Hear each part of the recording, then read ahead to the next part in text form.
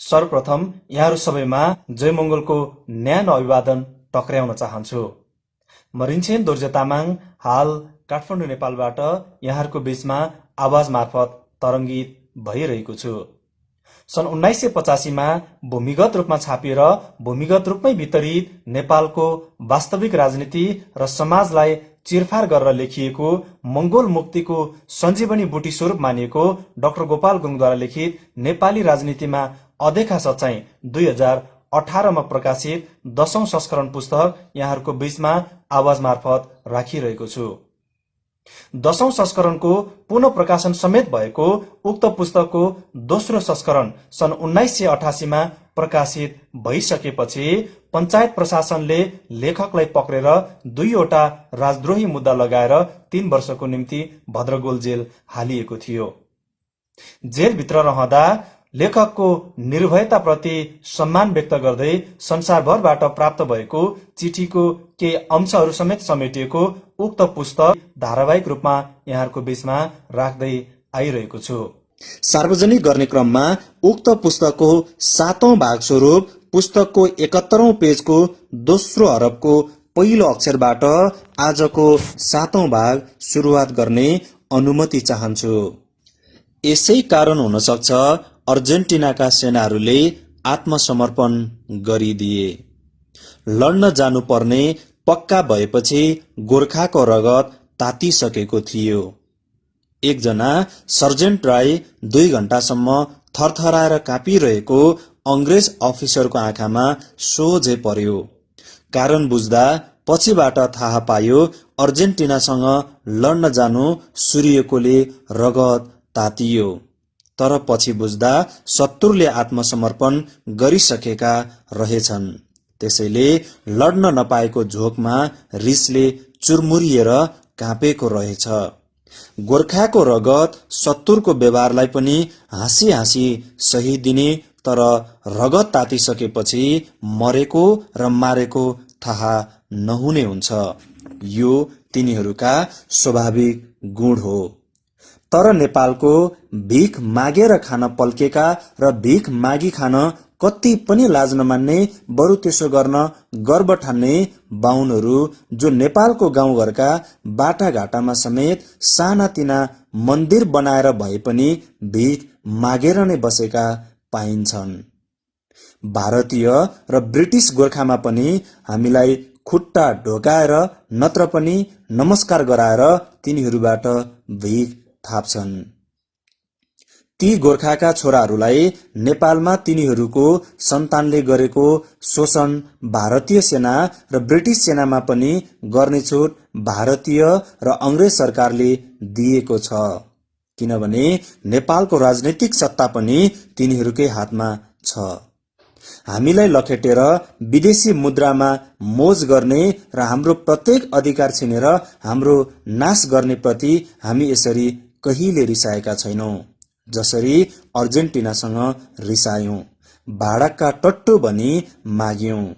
सायद नेपालभित्रको आफ्नो दुर्दशामा गहिरिएर ध्यान नदिएर नहेरेकोले हो कि मूर्ख हुनुको अर्को नाम वीरता भएकोले हो।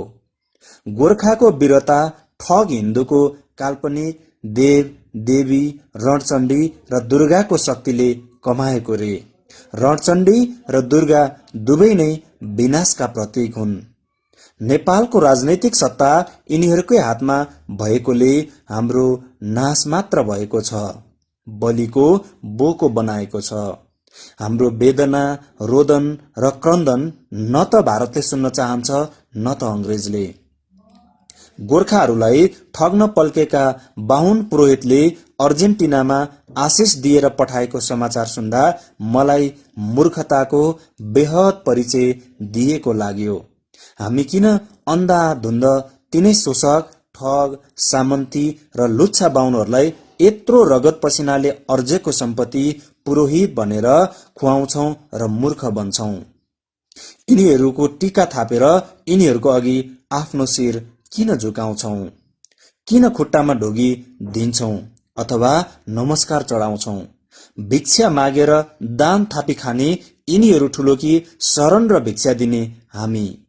गोर्खा सेना राख्ने भारत सरकारलाई राई लिम्बूको निम्ति 52 को ठाउँमा फेदङ्वा र गुरुङ, मगर, तामाङ सेनाको निम्ति बुद्धिस्ट गुरु राख्ने माग गरौं। अर्जेन्टिनामा लड्न गएको गोर्खाको जोश देखेर र अंग्रेजहरूसँग नालापानी र खलङ्गामा लड्दा हाम्रा पुर्खाको वीरतासँग 200 वर्षदेखिको परिचित अंग्रेजको एकजना ब्रिगेडियर ब्रडाई स्मिथ 7औं ड्युक अफ एडिनबर्गसको आफ्नो गोर्खा राइफल्सका रेजिमेन्ट कर्नलले 1815 देखि नै गोर्खा ब्रिगेडले ब्रिटिस राजमुकुटको निम्ति काम गर्दै आएको छ। फकल्यान्ड अभियानमा यसले भाग लिएर गौरव बढाएको छ। गोर्खाहरू जस्तो ज्यादै विश्वासी साथी कुनै पनि मुलुकको छैन भनेका थिए।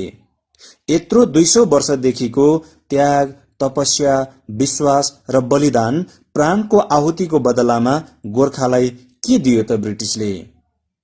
दिनुको बदलामा हामीबाट नै खोसेको छ अंग्रेजले। यसप्रति पनि हेरौं। 1974 ताका हङकङमा एकजना धनी व्यापारी ताङले ब्रिटिस सेनामा भएकाहरूको छोराछोरीको उच्च शिक्षाको निम्ति 1.55 मिलियन 15,50,000 हङकङ डलर दिएका थिए। तर अंग्रेजहरूले त्यत्रो ठूलो रकम ब्रिटिस गोर्खाको छोराछोरीको उच्च शिक्षाको निम्ति नखर्चेर बेलायत ब्याङ्कमा लगी थुपारे। 1969 देखि 71 सम्ममा एफिल फन्डको नामले 1.35 13,50,000 स्टर्लिङ पाउन्ड जम्मा भयो, जुन फन्ड उठाउँदा हङकङका ठूल्ठूला होटलहरूमा नेपालको मानचित्र राखिन्थ्यो र गोर्खा सेनामा काम गर्नेहरू यस मुलुकको दुर्गम ठाउँहरूमा कठोर जीवन बिताउनु पर्ने भनेर सेनालाई भिक्षा माग्न लगाइन्थ्यो। यसरी मुलुकको नाम र इज्जतको सौदा गराइले जम्मा भएको रुपियाँ पनि ब्रिटिसहरूकै पेवा भएको छ।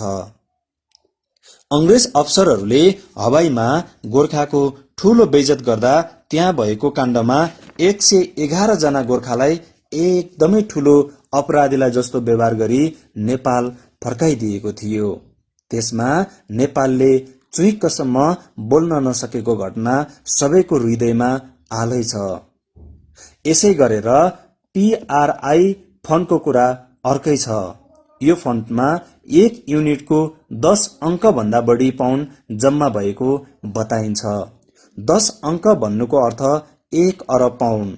त्यसको उपयोग पनि अंग्रेजहरू बाहेक गोर्खा सेना र तिनका छोराछोरीहरूलाई गर्न दिएको छैन। ब्रुनाईका सुल्तानले ब्रिटिस गोर्खाका छोराछोरीको निम्ति 50,000 पाउन्ड दिएका थिए। तर त्यो रकम पनि यिनीहरूको कल्याणको निम्ति खर्च नगरेर ब्रिटिसहरूले आफ्नो ब्याङ्कमा जम्मा गरी आफ्नो पेवा बनाएका छन्। नेपालमा भएको ब्रिटिसको नामले चल्ने सानोतिनो देखावटी कृषि फर्म र वेलफेयर फन्ड पनि हङकङको एकजना धनी व्यापारी कादुरी र क्यानाडा सरकारको सहयोगले चलाएको छ। यसले हामीलाई छर्लङ्ग हुन्छ हाम्रो गोर्खा कति शोषित छ स्वदेशमा र विदेशमा। हामीलाई अभागी टुहुरा जस्तै बनाइएको छ नेपालको राजनीति सत्ताले। नेपालमा एकातिर केटाकेटीदेखि नै हामीले घर घरमा पल्टने बुट देख्छौं र पल्टने लुगामा बडो फुर्तीसाथ स्यालुट ठोकिएको अथवा उभिएको बाजे बाबुको फोटो भित्तामा टाँसिएको देख्छौं। देश विदेश घुमेका शत्रुलाई मुला काटे जस्तै काटेर केराको थाम ढाले जस्तै ढालेका वीरताका कथाहरू सुन्दछौं। घर छुट्टीमा आउँदा खेतमा काम गर्ने गाउँले भन्दा सुकिलो देख्दछौं पल्टनबाट छुट्टीमा आउनेहरूलाई। केटाकेटी बुद्धिले सम्झन लाग्छ तिनीहरू धेरै देश घुमेर धेरै जान्ने भएका छन् र आफू र गाउँलेहरू केही नजान्ने र कतै पनि नघुमेकाहरू हुन्।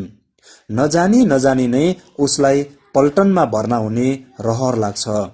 छुट्टीमा आएका पल्टनेहरू देश विदेशमा आफूले दुःख पाएका कारणहरू र गाउँघर छाड्न परेका, गाउँघरमा पढ्न नपाएका, त्यसको र आफ्नो आमा बुवा स्वास्नी छोराछोरीसँग बस्न नपाएको, त्यसको कारण जाली फटाहा शोषक सामन्तहरूबाट भएको नेपालको उच्च पद पनि बाहुन छेत्रीले लिएर पुस्तौं पुस्तादेखि हाम्रो जनशक्ति मुलुकबाट बाहिर पठाई यहाँ भएको हाम्रो चल अचल सम्पत्ति यिनीहरूले नै हात पार्दै आज हाम्रो भूमिको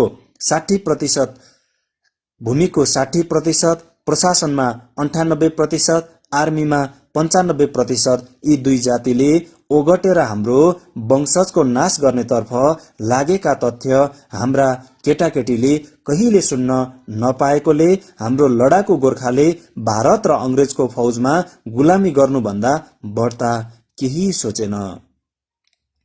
जति जति हाम्रो पिढी हुर्काउँदै जान्छ त्यति त्यति नै तिनीहरूको गिदीमा विभिन्न नाम र रूपबाट हिन्दूहरूकै देव देवी शक्तिशाली र भगवानको झुटा कथाहरू विभिन्न रूपमा हाम्रो खुसी खान पल्केका तिनै बाहुन छेत्रीहरूले सुनाउँदै गए।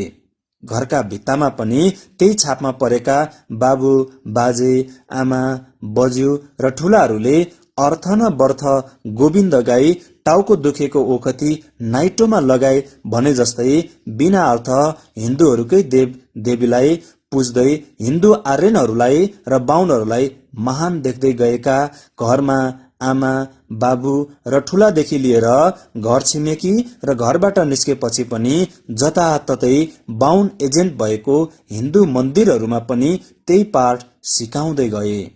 केटाकेटीको कलिलो गिदीमा यसको छाप लाग्दै गएपछि स्कुल कलेजमा त के कुरा, विश्वविद्यालयसम्म तिनीहरूबाटै लेखिएका, तिनीहरूकै स्वार्थमा लेखिएका कथाहरू कविताहरू र इतिहासहरू पढ्नुपर्ने बाध्यता भएपछि हाम्रो पढे लेखेकै वर्गका सम्मलाई हाम्रो विषयमा पढ्ने लेख्ने सोच्ने विवेक हराइदिएर गयो। हाम्रो सोचाइ शक्तिको मूल यसरी बगाइदियो कि हाम्रो सोच्ने परम्परा नै बिगारिएको छ। हाम्रो गुलामी गिदीले तिनीहरू नै उच्च देख्दै गयौं र आफूमा हीन भावना जगाउँदै गयौं। बाहुनहरू पैसाको लागि मान्छेको मासु काट्टु खानसम्म पनि पछि नपर्ने जात हो। यस्ताहरू घुस नखाई भ्रष्टाचार नगरी षड्यन्त्र नगरी कसरी रहन सक्छन्? यिनीहरूलाई मुलुकको होइन कसरी यहाँको मूलवासीलाई टाँट पार्ने र नाश गर्ने चिन्ता छ। यो मुलुक यिनीहरूको होइन भन्ने राममणि दीक्षित बाहुनको कविताले नै प्रमाण दिएको छ। आज यिनीहरूसँग भएको ठुलठुला खेतका फाँट, बिल्डिङ, घर, मोटरहरू र धन सम्पत्ति के यिनीहरूका पुर्खाले भागेर आउँदा लिएर आएका हुन् कि हाम्रै पुर्खालाई टाँट बनाएर कमाएका हाम्रै पुर्ख्यौली सम्पत्ति हो? प्रत्येक जिल्ला तहमा भएका कार्यालयहरूदेखि केन्द्रसम्म हामी हेरौं। यो मुलुकका मूलवासी मंगोलहरू कतिजना सिडिओ, सेक्सन अफिसर, जिल्ला शिक्षा अधिकारी, डाइरेक्टर, सचिव र मन्त्रीहरू छन्। आजसम्म प्रधानमन्त्री कतिजना बनाइए, कतिजना राजदूत बनाइए, दूतावासमा काम गर्ने कतिजना पठाइए? के हामीमा मान्छेको अभाव भएर हो? होइन। हाम्रो योग्यता नभएर हो? त्यो पनि होइन। तर हामीलाई हर क्षेत्रमा पछौटाएर राख्ने यहाँको दीर्घ षड्यन्त्रकारी नीतिको कारणले हो, राजनीतिक शोषणको कारणले हो। टिभीमा तिनीहरू नै छन्, इन्टरभ्यूमा तिनीहरूकै मान्छेको लिन्छ, रेडियोको समाचार पत्रहरूमा दशा यही छ। हामी नेपालका मूलवासी मंगोल अनार्यहरू आफ्नो मुलुकमा र अरूको मुलुकमा पनि यस्तो टुहुरा टुहुरी बनेका छौं जसको निम्ति यही र कहीँ पनि अन्याय अत्याचार हुँदा र हाम्रो मुख मोसेर सबै नै यिनीहरूले खाइदिँदा पनि बोलिदिने, अधिकार खोजिदिने कोही भएन, हामीलाई टिठ्याउने कोही भएन। हामी विश्वकै निम्ति वीर गोर्खा, शत्रुको मुटु थर्काउने वीरतामा धाक दिने, अरूको निम्ति फुर्काउँदा फुर्कने, अरूको मुलुकका जनताको भाग्य बनाइदिने र बिगारिदिने जस्तो काममा काम आउने भयौं, तर आफ्नो निम्ति र भावी पिढीको निम्ति भएनौं। अरू त के कुरा, जाबो बाहुन छेत्रीले साम्प्रदायिक, राष्ट्रद्रोही, विखण्डनवादी भन्ला भनेर तर्सने भयौं। हामी आफ्नो घरमा अरूलाई लुट्न दिएर विदेशमा चारो खोजी खान रुचाउने भयौं। त्यहाँको निर्दोष, स्वाभिमानी र चेतनशील मानिसलाई दबाउन, मार्न र मर्न अरूको हतियार बन्न जाने भयौं। हामी अत्यन्त वीर भएर पनि अत्यन्त डरछेरुवा बनाइएका छौं। हामी अत्यन्त भाग्यशाली भएर पनि अत्यन्त अभागी बनाइएका छौं। हामी अत्यन्त बलवान भएर पनि एकदमै निर्बल पारिएका छौं। हामी अत्यन्त योग्य भएर पनि सार अयोग्य बनेर बस्नु परेको छ। नेपालमा यी हिन्दू आर्यको निम्ति काम, दाम, माम हुन्छ भने हाम्रो निम्ति किन हुँदैन? अब प्रहरी र सेनामा पनि अडचन थापेर हाम्राहरूलाई फ्याँक्न थालिएको छ र षड्यन्त्र रचिएको छ। 200 वर्षसम्म अर्काको मुलुकमा रगत र पसिना बेचेर हामीले पैसा ल्याउन सकेको भए यहाँ हाम्रो घर र खेतबारी यी दुई हिन्दू आर्यको हातमा पर्ने थिएन। हाम्रो घरको धुरी खम्बा पनि सुनै सुनको बनिसक्थ्यो। हामी कुबेर बनिसक्थ्यौं र आज हाम्रा छोराछोरीले घिउ भात खाइरहेका हुन्थे। हाम्रा खेतहरूमा धान लह लह हुन्थ्यो। तर आज पनि हामी आफ्नो मुलुकमा नोकरीको निम्ति छटपटाइरहेका छौं। यहाँको राजनीतिक, आर्थिक, धार्मिक शोषणले लुटिएर बेसहारा बनाइसकिएका छौं। नुन तेल किन्ने पैसा ल्याउन र उसिना चामलले पेट पाल्नको निम्ति आफ्नो जिन्दगीको हरेक सुख त्यागेर आमा, बाबु, स्वास्नी, छोराछोरीलाई लत्याएर अर्काको मुलुकमा त्यस मुलुकका बुद्धिजीवी वर्गको आँखामा र व्यवहारमा घृणित भएर चारो जुटाउन अत्यन्त सस्तो दाममा बेचिएर जान किन परेको छ? कति विवश पारिएका छौं, कति दुर्भाग्य पारिएका छौं, कति सोच्ने शक्ति हीन पारिएका छौं हामी आफ्नो मुलुकमा। वर्तमान विश्वमा जसरी हरेक राष्ट्रले न्याय खोज्छ, विकसित मुलुकबाट अविकसित र विकासोन्मुख मुलुकले सहयोग माग्छ, ऋण माग्छ, त्यो दिएन भने अन्याय भयो भनेर चिच्याउँछ। यद्यपि कसैको सम्पत्ति कसैलाई दिएन भने अन्याय भएको ठहरिन्न भने हामी त आफ्नै मुलुकमा हामी यहाँका मूल अहिन्दू अनार्य मंगोल मुल्कामाथि भारतीय मुल्का नेपाली भारतीयहरूले हाम्रो सबै अधिकार खोसिदिएर साँच्चै अन्याय गरेका छन्।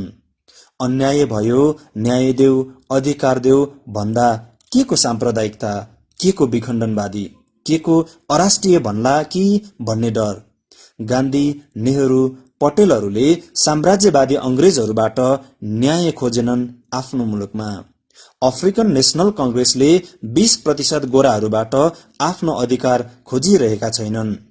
हाम्रो मंगोल नेशनल अर्गनाइजेसनले गुरुङको राज्य देऊ, लिम्बूको राज्य देऊ, राई, तामाङ, नेवारको राज्य देऊ भनेको छैन। पहिलाको अञ्चल जस्तो छुटाएर प्रान्तीय सरकारलाई देऊ र स्वायत्त शासन देऊ भनिरहेका छौं। यो अपमान होइन, न्यायको आवाज हो। हामी धर्मनिरपेक्ष चाहन्छौं, बुद्ध धर्ममाथि न्याय चाहन्छौं र यी समस्याहरू भविष्यमा रक्तपातको बिउ नबनोस् भन्ने चाहन्छौं। यसकारण न्याय खोज्ने नेपालले, मानव अधिकारमा हस्ताक्षर गरेको नेपालले, रंगभेदको विरोध गर्ने नेपालले आफ्नो मुलुकमा यहाँका मूलवासीमाथि र अरू धर्मावलम्बीमाथि गरिएको अत्याचार, भेदभाव र षड्यन्त्र त्याग्नुपर्छ। भविष्यमा गएर नेपालमा पनि PLO र दक्षिण अफ्रिकाको जस्तो हुन गयो भने ती मुलुकहरूको समर्थन गर्ने भारत र चीनले पनि सोच्नुपर्ने स्थिति आउला कि नआउला? के भारतले भारतीय मुलुकका नेपाली भारतीय भनेर यिनी बाहुन क्षेत्रीलाई काखी च्यापेर बस्लान् त? सद्भावना यिनीहरूको मात्र केवल भारतीय मुलुकका तराईवासी र भारतीय मुलुकका पहाडवासी, तराई र पहाडको बाहुन क्षेत्रीको झगडा हो र शक्तिको झगडा हो। तराईका मूलवासी र पहाडका मूलवासीको हितको निम्तिको झगडा होइन। अब हामी फेरि एकपल्ट अंग्रेजहरूको नीति र कूटनीति प्रति विचारौं। अंग्रेजका शत्रुलाई आफ्नै शत्रु ठानी कहिले बालुवै बालुवा, कहिले हिउँ नै हिउँ, कहिले रुगे पाखामा लडाईँ लड्दै मर्न पर्दा पनि जब तिमी घर जान्छौ तिनीहरूलाई आफ्ना घरका सदस्यलाई हाम्रो विषयमा भनिदेऊ अनि भनिदेऊ तिमीहरूको भोलिको निम्ति हाम्रो आज दियौं भनेर सन्देश पठाए। तर कहिले पिठ्यौं फर्काएन र छलकपट गरेन। 200 वर्षदेखि गोर्खाले अंग्रेजको निम्ति आफ्नो आमा, बाबु, छोरा, छोरी, स्वास्नी र मुलुक भनेन। आफ्नो प्राणलाई मूल्यवान सम्झेन, किन्तु अंग्रेजले त्यसको बदलामा हामी गोर्खा मुलुकलाई के दियो? केवल तिरस्कार, घृणा, धोका, अन्याय र अत्याचार दियो। ब्रिटिश गोर्खामा आजसम्म पनि गोर्खाको मुलुकको चित्रण घृणित रूपमा गर्छ, व्यवहारमा हेपाई छ। तर यो वर्णन र अपमान नेपालकै वर्णन र अपमान हो। ब्रिटिशहरूको र्याङ्क र वेतनमा मात्र होइन, सुविधाहरूमा पनि गोर्खाले पाउनेमा अत्यन्त फरक छ। गोर्खा क्याप्टन, गोर्खा मेजर सुन्दा ठूलो, तर ब्रिटिश क्याप्टन र मेजरसँग दाँच्दा वेतन, सुविधा, अधिकारमा आकाश पातालको फरक छ। हङकङको ब्रिटिसको निम्ति विदेश मानिन्छ। अंग्रेजले वेतन बेसी पाउँछ, विदेशी भत्ता पनि पाउँछ भने गोर्खा सेनाहरू यी सुविधाबाट वञ्चित छन्। के हङकङ गोर्खाको निम्ति विदेश होइन? नेपालीले हामी मंगोल वंशजका सन्तानलाई ब्रिटिसको हातमा बेच्छ, ब्रिटिसले फेरि अरू मुलुकलाई बेच्छ। कति मजा, फाइदा! नेपालमा बाहुन छेत्रीले लुट्छ, विदेशमा अंग्रेजले। हामी कमाराले कमारा जन्माउँदै जान्छौं, तिनी मालिकहरूले मालिक। तिनीहरूकै मोज मजाको निम्ति, सुरक्षाको निम्ति हामी छोराहरू जन्माउँदै जान्छौं, बिरालोले बच्चा जन्माए जस्तै। नेपालले आफ्नो देशवासीलाई सस्तोमा बेचे बापत ब्रिटिश सरकारले नेपाललाई 1 करोड 10 लाख पाउन्ड, हालको हिसाबमा अरबौं रुपियाँ वर्षेनी दिने गर्छ। अब हामी गोर्खा नेपालका मूलवासीले भारतको निम्ति के गर्यौं र त्यसको बदलामा भारतले हामीलाई के दियो, त्यसतर्फ विचारौं। भारतको स्वतन्त्रताको निम्ति सुभाष चन्द्र बोसको आजाद हिन्द फौजमा लागेर लाखौं गोर्खाका सन्तानले बलिदान दिए। कतिपय अंगभंग भए, कतिजना चाहिँ इतिहासमा नलेखिदिएका शहीद भए। क्याप्टन दलबहादुर थापा मगर भारत स्वतन्त्रताकै निम्ति लड्दा पक्राउ परे। दिल्लीको सेन्ट्रल जेलको कोठामा फाँसीमा झुन्डिने आखिरी दिन कुरिरहेका उनले अत्यन्त यातना सहे। 6 वर्षपछि उनकी श्रीमती चम्पावती उनलाई भेट्न त्यहाँ पुगिन्। त्यसबेला क्याप्टन दलबहादुर थापा मगरले स्वाभिमानी साथ छाती फुलाएर हाँस्दै भने, अफसोस नगर, हाम्रो त्याग, तपस्या र बलिदानले भारत स्वतन्त्र भएर नै छाड्छ। हाम्रा करोडौं करोड भारतीय सन्तान कसैको दास होइन, स्वतन्त्र मुलुकको नागरिक भएर गर्वसाथ बाँच्नेछन्। हेपिएर मर्नुभन्दा देशको निम्ति फाँसीमा झुन्डिएर मर्नु नै बेस। यो भन्दा पनि दारुण कथा र बेथालु मृत्यु हाम्रा 2 गोर्खा बहिनीहरूको छ। सावित्री थापा मगर र इन्द्राणी थापा मगर दुवै स्कुलका 7-8 वर्षीय शिक्षार्थी थिए। भारतको स्वतन्त्रताको निम्ति सुभाष चन्द्र बोसको आह्वानमा यी दुवै कलिला बालिकाहरूले आफ्नो शरीरलाई घाँस र पातले छोपेर बमहरू बोकी शत्रुको ट्याङ्क आइरहेको बाटोमा सुतिदिए। ट्याङ्क थाहा नै नपाई तिनीहरूको शरीरमाथि चढ्यो। बमहरू पड्के, दुवै बालिका रगताम्य भएर मरे। सुभाष चन्द्र बोसका दुवै आँखा आँसुले रसाए, परन्तु अरू बालबालिकाहरू डराउलान् भनेर चिच्चाए। धन्य वीर गोर्खा, तुम्हारी हात से भारत स्वतन्त्रता हुने वाला है। धन्य वीरका सन्तान, धन्य वीर गोर्खा, तिम्रो हातबाट भारत स्वतन्त्र हुने भएको छ। धन्य वीरका सन्तान। भारतको स्वतन्त्रताको निम्ति मात्र नभएर भारत सीमा सुरक्षा र भारतको शत्रुहरूसँग लड्न यी वीर गोर्खा जहाँ जहाँ खटिए त्यहाँ त्यहाँ विश्वासिलो काम गरेका छन्। खेदको कुरा के छ भने आजसम्म यी इमानदारी गोर्खाको हितको निम्ति भारतका नेता, कूटनीतिक, बुद्धिजीवी र सेनाका अफिसरहरूको नीति सहयोगात्मक, विश्वासी, न्यायपूर्ण, लचिलो, फाटिलो र दूरदर्शीपूर्ण भएको पाइन्न। अप्रिल 5, 1980 देखि दार्जिलिङमा गोर्खाल्यान्डको आवाज चर्कियो। यस आवाजलाई दबाउनको निम्ति 1982 यता त्यहाँ पठाइएका अर्धसैनिकहरूलाई यत्तिको अन्याय र अत्याचार गर्न लगाइयो कि त्यहाँ हाम्रा बुढाबुढी, केटाकेटीसम्मलाई निर्ममतापूर्वक सताइयो। घरहरू लुटिएको, कुटिएको र भुटिएको घटनाले पाषाण युगको सम्झना दिलाउँछ। सुकाइ राखिएको इस्कुसलाई बम बनेर प्रचार गरियो। लुटिएका चिजबिज दमनकारीका घरमा मधेस ओर्लियो। नेपालका हिन्दूहरूकै हातमा राजनीतिक शक्ति दिगो रहेको हेर्न चाहने भूमिका भारतीयहरूबाट पनि खेलिएको पाइन्छ। अब भारतका नयाँ पिढीका नेताहरूले, कूटनीतिज्ञहरूले, सैनिक अफिसरहरूले नेपालका अनार्य मंगोल मुल्काहरूप्रतिको नीति, सोचाइको धारणा बदल्नु आवश्यक छ। नेपालका गोर्खाले भारतको निम्ति इमानदारीपूर्वक आफ्नो भूमिका निभाए जस्तै भारतका राजनीतिज्ञ, बुद्धिजीवीहरू पनि गोर्खाहरूप्रति इमानदारी र विश्वासिलो भई दिनु आवश्यक छ। नेपालका गोर्खाहरूप्रति आजसम्मको भारतीय सोचाइलाई सम्पूर्ण रूपले बदल्नुपर्छ। वल्लभ भाई पटेलले 1950 ताका त्यस ताकाका भारतीय प्रधानमन्त्री जवाहरलाल नेहरूलाई लेख्नु भएको थियो। हिमालयको समस्त उत्तर र उत्तर पूर्वको भेगका सिमानामा हामीसँग भएका जनसंख्या, आदिवासी संस्कृति दृष्टिकोणले तिब्बती भन्दा फरक छैन, नजदिक छ र मिल्छ।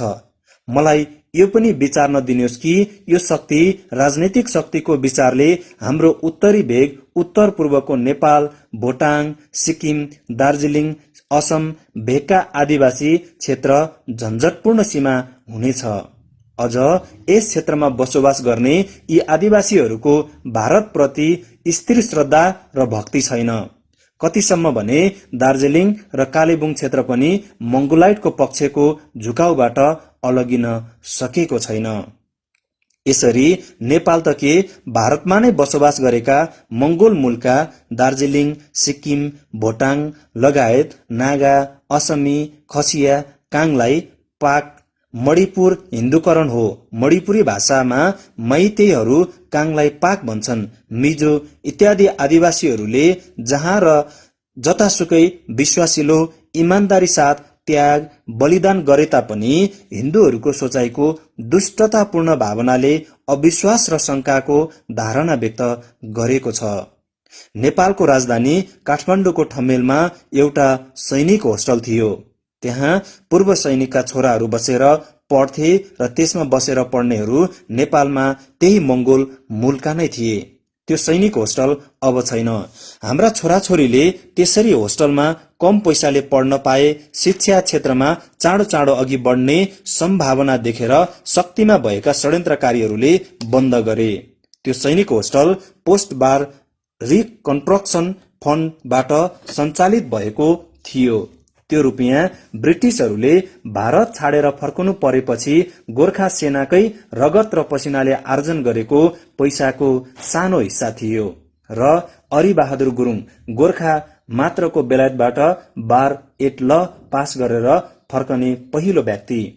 एमपी हुनुहुँदा उहाँकै प्रयासले भारत र नेपालका गोर्खा सोल्जर्सका केटाकेटीको हितमा केही ठोस काम होस् भन्ने हेतुले नेपालको निम्ति 66,16,200 भारतीय रुपियाँ छुट्याई नेपाल पठाइदिनु भएको थियो।